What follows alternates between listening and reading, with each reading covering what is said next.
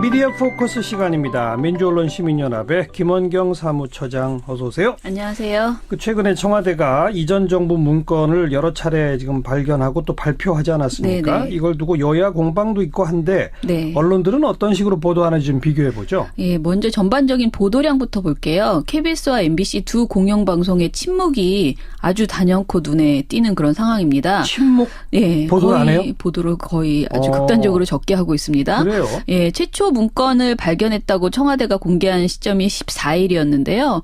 7개 방송사의 저녁 종합뉴스 보도량을 비교해 보니까 KBS가 14일 날 한 건, MBC는 2건을 보도했습니다. 하하. 타사의 경우에는 SBS가 4건, TV조선 MBN이 3건, 채널A가 2건, JTBC는 무려 12건을 보도했거든요. 예. 그러니까 문건의 내용이 삼성 경영권 승계 지원, 블랙리스트 운용 정황 등 매우 중대한 사안이었기 때문에 대부분의 방송사들이 물론 JTBC가 과도하게 많이 했지만 문건 내용들을 상세히 보도하는 편이었습니다. 예. 그런데 KBS와 MBC 그리고 채널A만 그런 보도가 없었습니다. 그럼 뭘 보도한 거예요?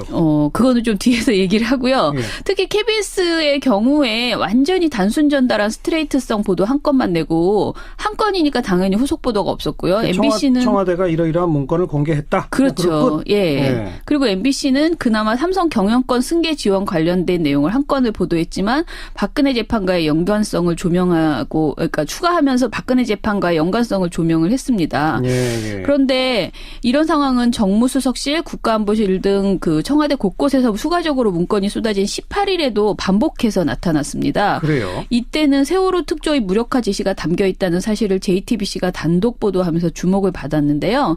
이때도 그러니까 18일에도 KBS와 MBC는 또 한 건의 보도만 냈습니다. 아하. 이때는 타사의 경우 SBS 채널A가 3건, TV조선과 JTBC가 4건을 보도했습니다. 예. 이때는 또 MBN만 공영방송과 마찬가지로 한 건을 보도를 했습니다. 어쨌든 KBS가 한 건 보도했다. 그렇죠. 뭐라고 보도했다는 거예요? 그러니까 지금 청와대에서 나오고 있는 이전 정부의 문건이 모두 이제 단순한 문제가 아니잖아요. 굉장히 꼭 국민들이 알아야 될 중요한 내용이었는데 예. KBS, MBC가 이런 보도를 한 건 정도만 이제 하면서 무엇을 했냐면은 18일에는 단순 여야 공방으로 처리한 보도를 KM 둘 다 한 건씩 냈습니다. 네. 근데 이 단순 공방이라는 게 사실 최근에 제가 KBS 위원장 성재호 위원장 새노조의 성재호 위원장하고 얘기를 했는데 KBS의 거의 모든 보도가 자신들이 별명을 짓기를 공방신기라고 짓고 있대요. 공방신기? 모든 사안을 공방으로 만드는 여야 공방. 예, 공방신기를 하고 있다. 근데 이번에도 딱 그렇게 보도를 한 게 제목부터가 예. 청 문서 추가 발견, 야 호들갑.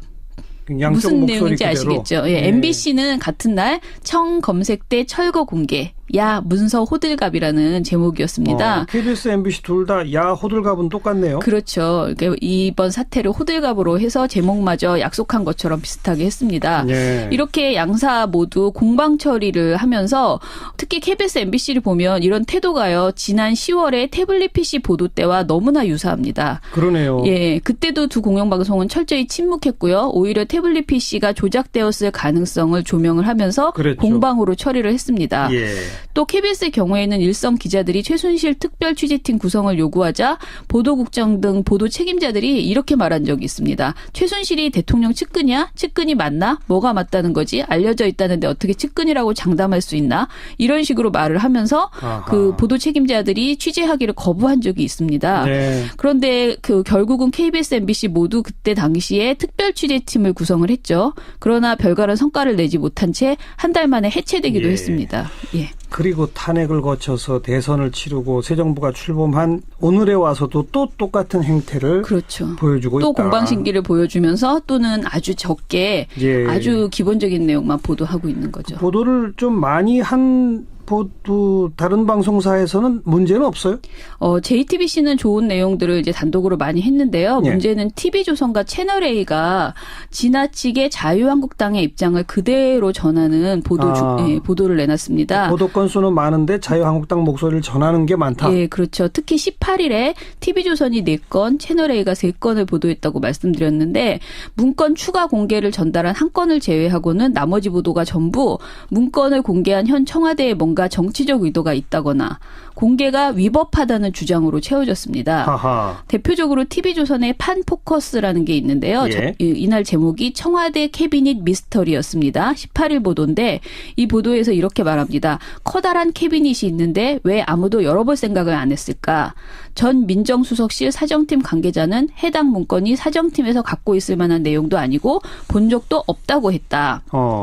또 누가 만든 건지 아직까지 확인이 안 되고 있다. 관리 소홀로 남겨진 건지 누군가 의도적으로 남겨둔 건지 아니면 누군가 갖다 준 건지 수많은 추측들만 난무한다. 이런 식의 근거가 없는 의심을 여러 가지로 3분 14초 동안 이렇게 길게 이야기를 했습니다. 사실 궁금하긴 저도 궁금한데 네. 그 궁금증을 기자가 취재를 해서 팩트를 가지고 보도해야지. 그렇죠. 맞아요. 자기도 그냥 궁금하다는 것만 3분 이상. 예, 그러니까 의혹만 있다. 이걸 믿을 수 없다는 식의 사실상 그런 주장이었죠. 그리고요. 그리고 채널A에서는 대화록 공개는 위법이라더니라는 18일 보도가 문제였는데요. 아, 이걸 NLL하고 묶었어요? 맞아요. 예. 2013년 NLL 대화록 공개 파문과 현 청와대의 국정농단 문건 공개를 동일시하면서 4년 전에는 문건 공개가 불법이라던 민주당 세력이 지금은 아니라고 하니 이중잣대다라고 비판을 했습니다. 이게 뭐 자유한국당은 이렇게 비판한다 이것도 아니고 네네. 그냥 자신들의 보도에서 예.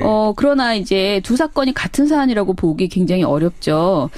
그냥 제가 좀 설명을 하면 NLL 대화록 파문의 경우에 2012년 대선 직전에 당시 여당이던 새누리당이 야권 후보였던 문재인 후보를 공격하기 위해서 노무현 대통령이 북한에 NLL을 양보했다는 의혹을 제기하면서 불거졌던 일이었습니다. 그렇죠. 그 과정에서 새누리당의 정문원 김무성 의원이 대통령 기록물이자 기밀인 남북정상회담 대화록 원문을 봤다 이렇게 말했고요. 예. 그걸 어떻게 볼 수 있냐 하면서 파문이 커졌었죠. 예. 반면에 이번 문건 공개는 이미 재판을 받고 있고 온 국민이 알고 있는 국정농단 사태 관련 문건들을 현 청와대가 말 그대로 그냥 발견한 것이거든요. 예. 결과도 또 다릅니다. 2012년 대선이 끝나고 나서 결국 NLL을 양보했다는 새누리당의 주장은 온데간데 없고 결국은 사초 실종 논란으로 비화됐는데요. 그랬죠. 예, 결국 최초로 의혹을 제기한 정문원 의원은 대화록 유출죄로 벌금 1,000만 원을 선고받았습니다. 예. 김무성 의원도 대선 때 과했다며 사과를 한 바 있습니다. 근데 그걸 이번에 또 엮었다. 채널 A가. 이번 사건의 경우 NLL 파문처럼 여당이 문건을 비밀스러운 경로로 입수한 것도 아니고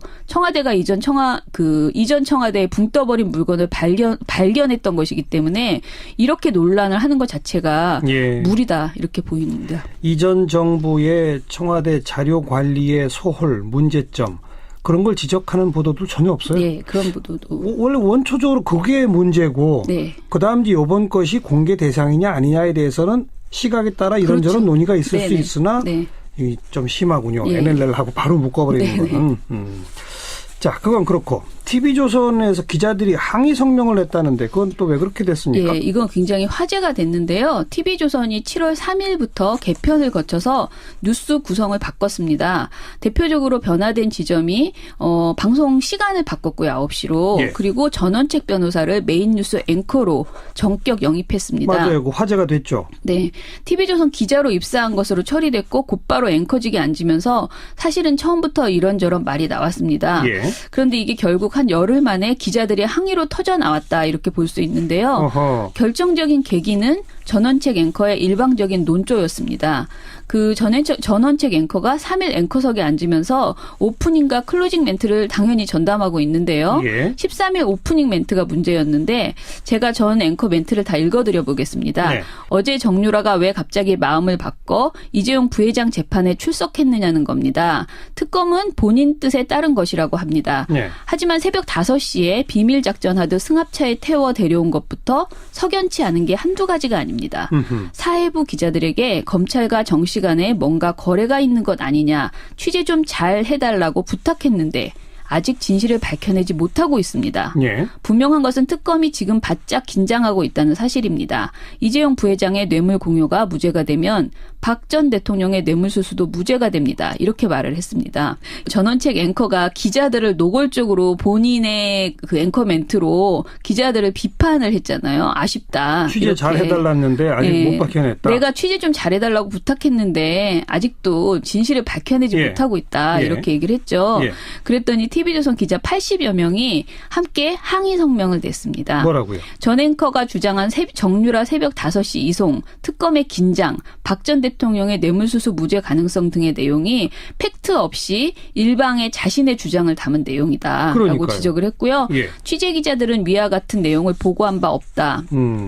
이렇게 말했습니다. 기자들은 결론을 내려놓은 취재를 지시받고, 그러니까 그 취재를 지시받고 이름을 걸고 부끄러운 기사를 써야 하고 오프닝 멘트에서 거론되는 모욕을 왜 감수해야 하는지 묻고 싶은 것이다. 우리 이렇게, 기자들이 네, 이렇게 예. 항의를 했고요. 예. 앞으로 전원책 변호사의 개인적인 의혹 제기나 사적인 의견을 TV조선 기자들이 취재해야 하는지 궁금하다. 이렇게 꼬집었습니다. 네. 더 놀라운 점은 이런 항의를 하자 보도본부장이 해당 멘트는 내가 썼다. 이렇게 해명을 했어요. 그래요? 그래서 기자들이 더욱 분노를 자극했고요. 사실 저희도 비판하는 입장에서 앵커 멘트를 보도본부장이 써줬다는 이 해명이 상당히 예. 어떻게 적응해야 되는지 당황스러웠습니다. 예. 보도본부장도 어쨌든 팩트에 근거 없이 뭐 새벽 5시 특검이 긴장, 네. 뭐 뇌물수수 뭐 무죄 예. 뭐 이런 얘기들을 막 썼다 이거죠? 그렇죠. 본인이 아무튼 그렇게 얘기했어요. 전원책 변호사는 원래 조금 좀 튀는 분이라 네. 그럴 수 있다. 저도 보도본부장 기자 출신일 텐데 이렇게 썼다고요? 감싸주느라고 한 말이 아닐까 저는 그렇게 생각을 합니다. 그건 확인해 봐야 네네. 될 거죠. 네. 어쨌든. 좋아요. 이거 뭐 내친 김에 언론계 소식 좀 더 이야기하는데 네. 먼저 OBS 소식 전해보죠. 지난 4월 달 정리해고 사태 일어나서 노조위원장 저희 방송에 출연했던 적이 있어요. 네. 근데 요즘 다른 언론에서 전혀 OBS를 보도를 안 하고 있기 때문에 네. 사태가 좀 좋아지고 있어요? 나빠지고 있어요? 사태가 점점 악화되고 있습니다. 그래요? 예, 지난 4월에 13명을 정리해고했잖아요. 예, 그런데 예. 최근에 10월에 추가로 14명을 더 해고하겠다는 계획을 노조에 통보했다고 합니다. 회사가 더 어려워져서 그런 거예요? 어떤 거예요? 그렇지는 않은 것 같습니다.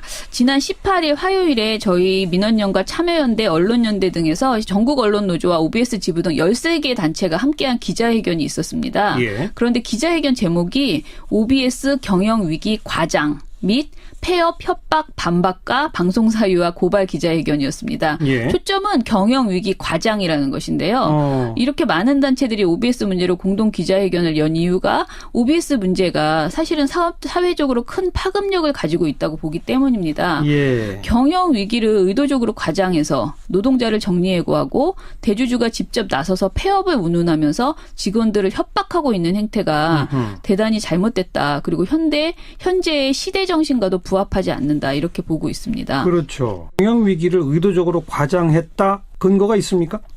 그게 이제 회사 경영 상태가 어려워서 정리해고를 하겠다고 하는 거잖아요. 예, 예. 그런데 OBS가 현재 부채가 전혀 없는 무부채 기업이라고 합니다. 제로예요? 네. 허. 그러니까 웬만한 기업치고 글쎄요. 부채가 하나도 없는 회사가 없잖아요. 예. OBS는 부채가 없는데도 자금을 조달하지 않는 거죠. 예. 더구나 영업활동상 현금 흐름이 2013년 이후에 꾸준히 흑자를 유지하고 있다는 겁니다. 흑자예요? 예, 심지어 작년에는 영업활동으로 무려 60억의 흑자를 기록했는데도 계속 경영이 어렵다면서 정리해고를 하고 있는 것입니다. 아니 부채가 제로고 흑자를 보는데 회사가 어렵다? 네, 납득하기 어렵네요. 그죠. 예. 그러니까 현재 그 OBS 대주주는 방송법에 따라서 지분 한도가 막혀서 증자를 할 수 없다고 하고 있는데요.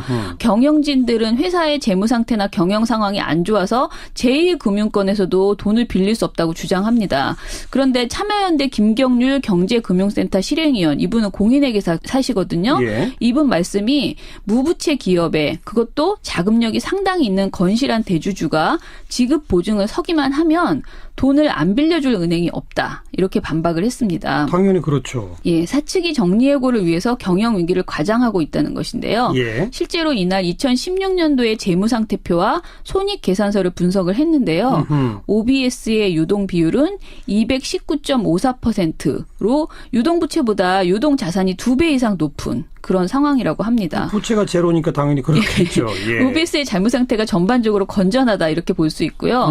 따라서 백성학 회장이 지급 보증을 해서 차입을 하거나 증자를 하면 해결될 문제인데 회사가 계속 경영 위기라고 거짓말을 하고 있는 것이죠. 예. 한마디로 말하면 OBS는 망하고 싶어도 망할 수 있는 상태가 아니다. 라고 정리를 하더라고요. 근데 왜 이렇게 하는 거예요? 자기 돈은 쓰기 싫으면서 방송 사업은 놓고 싶지 않은 그런 마음이 아닐까 저희는 그렇게 보고 있습니다. 추가 투자나 증자나 차입 이런 건 안 하고 네. 사람은 줄여나가면서 방송은 그렇죠. 유지하고 예. 예. 그리고 나아가서 OBS 노조는 그 기자회견에서요. 방송 사유와 실태를 구체적으로 고발을 했는데요. 예를 들어보면 보도 제작물을 제외하고 현재 OBS가 자체 제작하는 프로그램은 단 2개뿐이라고 합니다. 예. 명불허전, 시네뮤직 2개뿐인데요. 이 프로그램들은 모두 대주주가 좋아하는 프로그램이라서 살아남은 거라는 겁니다. 나머지는 전부 외주를 준다? 네. 심지어 보도에까지 관여해 대주주의 이익을 대변하는 뉴스를 내보낸 사례도 많았습니다. 그 대우버스 신차 보도 같은 백성학 회장의 자회사 홍보 보도, 그리고 또 백 회장 소유의 재단이나 사업장을 홍보한 사례들이 여러 건 있었습니다. 그래요? 예. 한마디로 방송을 대주주의 입맛대로 운영하고 조종한다는 게 예. 드러난 사례입니다. 백 회장, 백성학 회장 어떤 분이에요? OBS 대주주는 영안모자라는 회사의 백성학 회장인데요. 아하. 백 회장은 대우버스, 클라크 지게차 등을 계열사로 가지고 있고요. 최근 사회 문제가 되고 있는 숭이초등학교가 속한 숭이재단도 소유하고 있습니다. 그 숭이초등학교 아이들 막 폭력 사건이 네, 있었는데 뭐 제대로 안 했다 이거? 예, 그 숭이재단 이사장은 백 회장 부인이시더라고요. 아, 네. 그래요? 네. 네. 어쨌든 자기가 갖고 있는 회사에 뭐 무슨 신차가 나왔다, 뭐 했다 이런 것들을 뉴스에다 막 보도하게 하고, 네. 그죠? 네. 근데 숭이초등학교 관련 보도는 아마 안 했겠죠? 그렇죠. 그건 아직 일절 없고. 네. 그러니까 한마디로 OBS 사태와 숭이초등학교 사태를 보면요. 백성학 회장 혹은 그 일가에게 사회적 책임이나 기업가의 양심 이런 것이 매우 부족하지 않나 이렇게 보여집니다. 네. OBS에 대해서 지속적으로 우리도 좀 관심을 가져야 되겠습니다. 네. 오늘 여기까지 할까요? 수고하셨습니다. 네, 감사합니다. 민주언론시민연합의 김원경 사무처장이었습니다. 새노조의 성재호 위원장하고 얘기를 했는데 KBS의 거의 모든 보도가 자신들이 별명을 짓기를 공방신기라고 짓고 있대요. 공방신기? 모든 사안을 공방으로 만드는 여야 공방. 예, 공방신기를 하고 있다. 근데 이번에도 딱 그렇게 보도를 한 게 제목부터가 예. 청 문서 추가 발견, 야 호들갑. 무슨 내용인지 아시겠죠? 예, 네. MBC는 같은 날 청 검색대 철거 공개. 야 문서 호들갑이라는 제목이었습니다. KBS, MBC 둘 다 야 호들갑은 똑같네요. 그렇죠. 이번 사태를 호들갑으로 해서 제목마저 약속한 것처럼 비슷하게 했습니다. 예. 이렇게 양사 모두 공방 처리를 하면서 특히 KBS, MBC를 보면 이런 태도가요. 지난 10월에 태블릿 PC 보도 때와 너무나 유사합니다. 그러네요. 예, 그때도 두 공영방송은 철저히 침묵했고요. 오히려 태블릿 PC가 조작되었을 가능성을 조명을 하면서 그랬죠. 공방으로 처리를 했습니다. 예. 또 KBS의 경우에는 일선 기자들이 최순실 특별 취재팀 구성을 요구하자 보도국장 등 보도 책임자들이 이렇게 말한 적이 있습니다. 최순실이 대통령 측근이야? 측근이 맞나? 뭐가 맞다는 거지? 알려져 있다는데 어떻게 측근이라고 장담할 수 있나? 이런 식으로 말을 하면서 아하. 그 보도 책임자들이 취재하기를 거부한 적이 있습니다. 네. 그런데 결국은 KBS, MBC 모두 그때 당시에 특별 취재팀을 구성을 했죠. 그러나 별다른 성과를 내지 못한 채 한 달 만에 해체되기도 예. 했습니다. 예. 그리고 탄핵을 거쳐서 대선을 치르고 새 정부가 출범한 오늘에 와서도 또 똑같은 행태를 그렇죠. 보여주고 또 있다. 공방신기를 보여주면서 또는 아주 적게 예. 아주 기본적인 내용만 보도하고 있는 거죠. 보도를 좀 많이 한 다른 방송사에서는 문제는 없어요?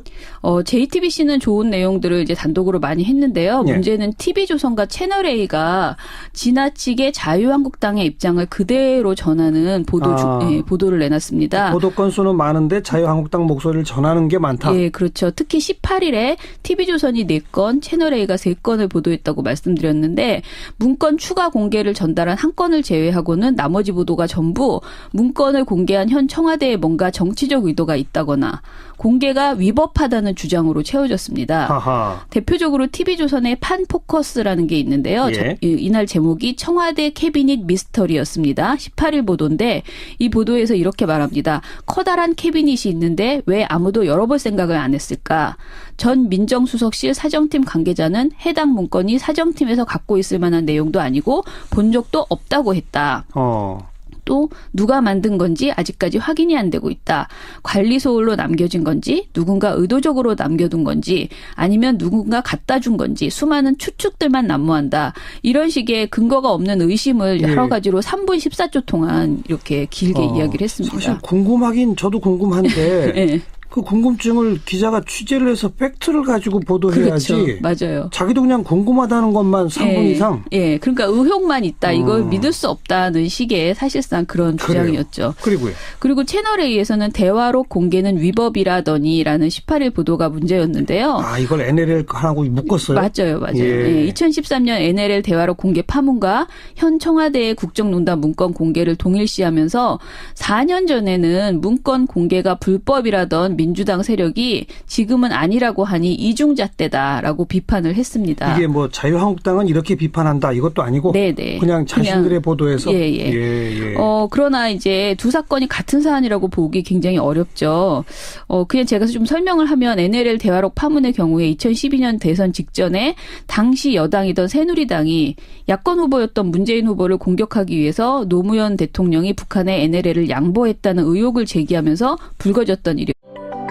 미디어 포커스 시간입니다. 민주언론 시민연합의 김원경 사무처장 어서 오세요. 안녕하세요. 최근에 청와대가 이전 정부 문건을 여러 차례 지금 발견하고 또 발표하지 않았습니까? 네네. 이걸 두고 여야 공방도 있고 한데 네. 언론들은 어떤 식으로 보도하는지 좀 비교해 보죠. 예, 먼저 전반적인 보도량부터 볼게요. KBS와 MBC 두 공영방송의 침묵이 아주 단연코 눈에 띄는 그런 상황입니다. 침묵? 예, 보도를 안 해요? 보도를 거의 아주 극단적으로 적게 하고 있습니다. 그래요? 예, 최초 문건을 발견했다고 청와대가 공개한 시점이 14일이었는데요.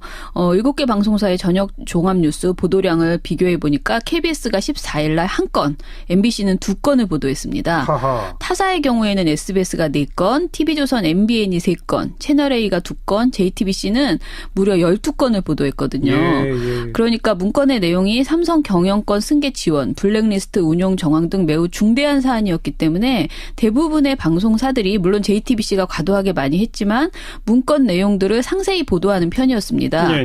그런데 KBS와 MBC 그리고 채널A만 그런 보도가 없었습니다. 그럼 뭘 보도한 거예요?